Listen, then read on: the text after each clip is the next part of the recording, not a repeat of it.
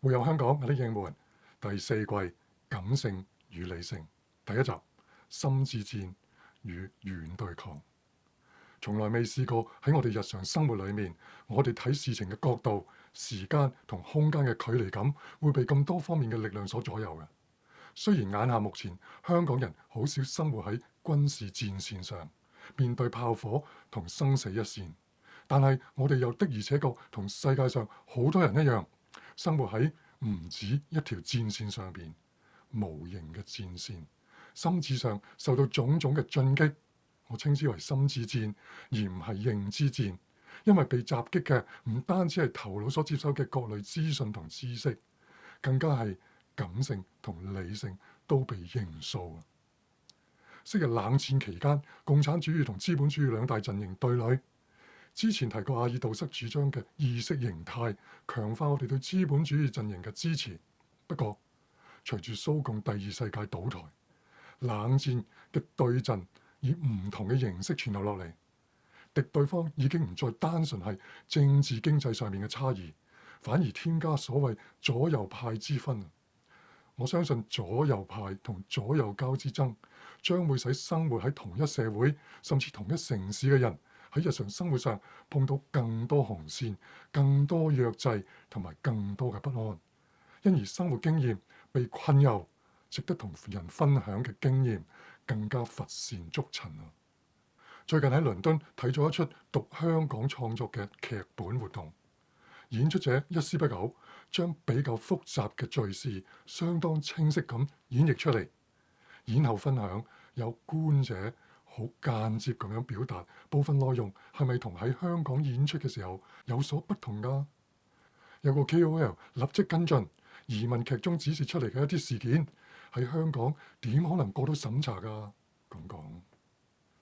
你可以話呢種自我審查證明心智戰成功。事實香港新聞自由不被自由，獨立書店被關店，非政府組織被解體，藝術工作被封場。北京村官專程落區，就係要對付軟對抗。值得留意嘅係，問題不在乎對付唔同形式嘅對抗，因為佢哋最清楚咁做太過反動、被動。後面真正目的係心智戰，叫人接受並且支持新常態，喺感性同理性上都畫出不得越過雷池半步嘅壕溝，仲要自己呃自己，咁覺得條壕溝並唔存在嘅。當我哋跨越唔到某啲規限人視覺、規限人時間同空間距離感嘅，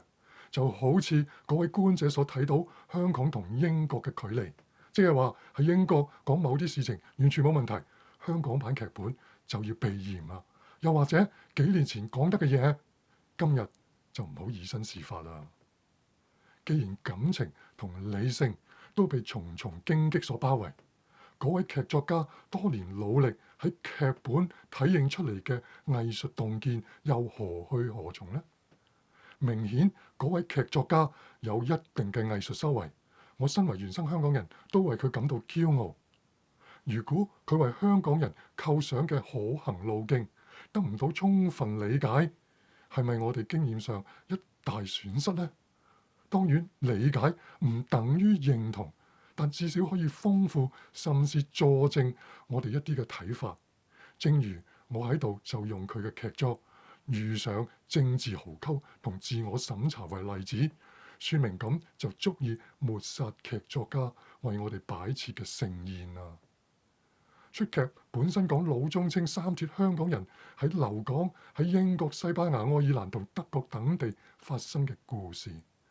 劇作家作為認真嘅藝術家，喺劇中重複提出 reality check， 香港話譯出嚟就係睇路。咁睇到咩路呢？劇中有個專門研究香港本土歷史嘅老學者，佢宣告歷史已死，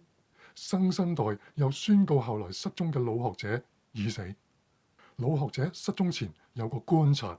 佢話所有候鳥都係先築巢，然後揾伴侶。但係佢見到個異象，竟然會有候鳥會先揾伴侶，然後築巢。劇中詠唱友誼萬歲 Auld Lang Syne，又提到西班牙加泰羅尼亞土風舞薩丹娜，參與者手牽手圍圈跳嘅舞蹈，仲有提到自然現象，夜空如果被明月一個大光體篤爆，星光就會被掩蓋。相反，大光體冇開工，星光自然璀璨。雖然星光從來冇缺場，係咪？或者呢啲都係劇作家叫我哋睇嘅路啊，叫人日常黑板嘅生活變得值得回味嘅睇路 （reality check）。比如簡簡單單嘅快樂。當然，如果呢個真係劇嘅訊息，對我嚟講又太過被動，甚至天真啊！將原生香港人塑造成客體，逆來順受，不論在港抑或在外嘅原生香港人，都因而被置放喺一個視角以內，候鳥式嘅離散者。圍圈跳嘅土風舞，也不過係唐人街嘅街舞而已啊！喺自己嘅土地成為客旅，唐人街；喺人哋嘅土地更加係客旅啦。前兩季都提過，我哋必須建構小漁村大香港嘅公民意識，回敬留島不留人嘅政策。更甚者，對家其實想將原生香港人不願做扯線公仔嘅香港人變成無國籍嘅客旅。冇錯，我哋要維繫感情，但並唔係為感情而感情。我哋結連係為咗營造一個環境，讓香港共同體喺當中可以蓬勃咁成長同埋發展開嚟，守護住香港文化嘅瑰寶。如果我留喺香港，就好難講上述呢番話。因此，我亦唔會介意留港嘅唔講類似嘅信息。我只係想喺呢季嘅第一集清楚説明，無論你喺邊度生活，如果你要直觀現實、觀察現實境況睇路，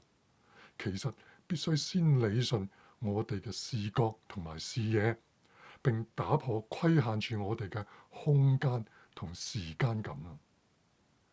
今日我哋再次面對極端政治嘅衝擊，喺美國，其他唔好講，縱容以色列極端主義對巴勒斯坦進行種族滅絕已經夠可怕啦。雖然公道講句，巴勒斯坦又唔見得係食齋嘅。